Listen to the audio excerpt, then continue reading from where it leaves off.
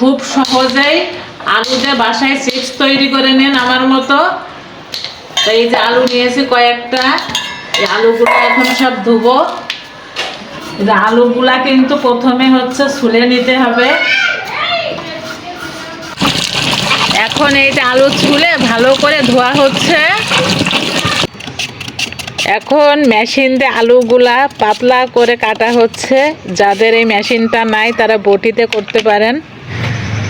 আলুগুলা অনেক সুন্দরভাবে এই দেখেন কাটা হয়ে গেছে মেশিনে। তা কয়েকবার কিন্তু আবারও ধোয়া হয়েছে। তা কিছু পানি দিয়ে আর এখন লবণ দেওয়া হবে। লবণ দাও। এই যে লবণ দিয়ে এটা সিদ্ধ করতে দিতে হবে এখন। এই যে এটা কিন্তু বেশি সিদ্ধ হবে না, মানে জাস্ট হালকা একটু ভাপ দিয়ে নামিয়ে ফেলতে হবে।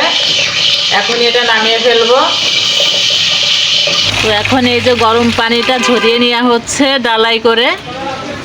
এটা কিন্তু এখন শুকাতে দিতে হবে। অল্প একটু ঠান্ডা পানি দিয়ে এটা আবার একটু ধুয়ে নিচ্ছি। আমি না আর কি, রাঁধুনি। পানিগুলা সুন্দর করে টিস্যু দিয়ে মুছে তারপরে এই যে ছাদে চলে আসছি রোদে দিতে। এইগুলা একদিনে শুকাই যাবে। এক রোদে যে দেয়া হয়ে গেছে তো শুকাই গেছে। এটা তো আমার ফ্রাই করা হয়েছে, খুবই মজা। বাইরেরটা না কিনে বাসায় তৈরি করুন।